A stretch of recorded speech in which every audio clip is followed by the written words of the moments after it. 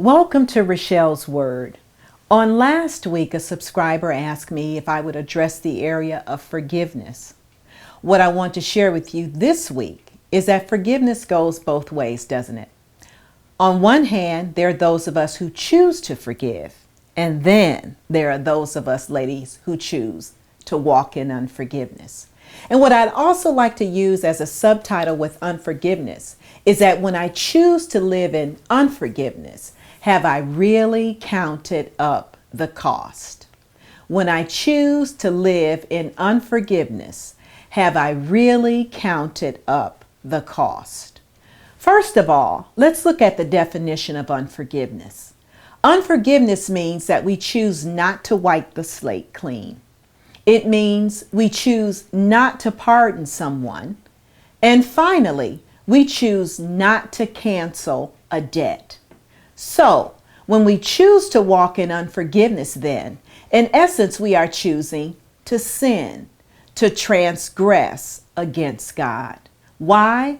Because sin is the condition that says that this person really does not know God. Let me say that again. In essence, we are choosing to sin, to transgress against God. Why? Because sin is the condition that says that this person really does not know God. If a person really knew God, then they would understand the need to forgive, and that forgiveness is not an option. But when we choose to walk in unforgiveness, eventually the root of bitterness will be established. When the root of bitterness is established, it then becomes centered around pride. And the spirit of pride, my friend, says that you exalt yourself above God. When we exalt ourselves above God, we become less concerned with what we need to do and become more concerned with what we want to do. When we exalt ourselves above God, we become less concerned with what we need to do and become more concerned with what we want to do. The Bible says in Ephesians chapter 4, verses 31 and 32, "Let all bitterness and wrath and anger and clamor and evil speaking be put away from you with all malice, and be ye kind one to another, tender-hearted, forgiving one another, even as God, for Christ's sake, hath forgiven you." The real question, my sister, becomes, what would make a person want to walk in unforgiveness? For some, it has everything to do with the weight of the sin transgressed.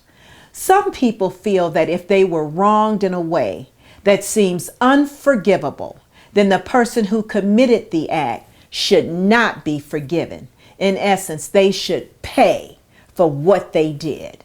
And yet I say to you, have you counted up the cost, really, of choosing not to forgive?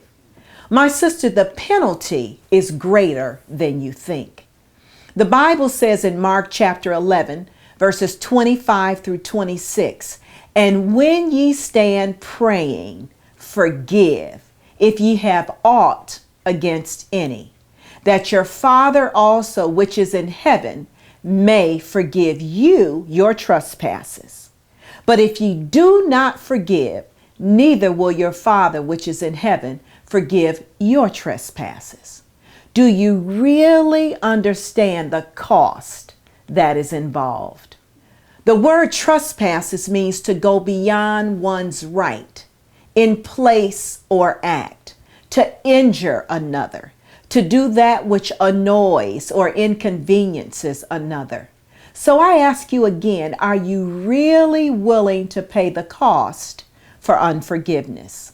My sister, you should never allow the transgression of another to keep you from being in right relationship with God. No person is worth that. When you do this, you allow the enemy to keep you focused on that which only God can handle for you. Sometimes the pain of sin hurts. Believe me, I know. But I ask you, is that person really worth risking your relationship with God, meaning being in right standing with Him? The penalty of sin is too great, my sister. Let it go. Let them go. Allow God to heal you. Ask God to forgive you, my sister, and then you in turn forgive them. When you do, you will be the better for it. Until next Sunday, remember, you are loved.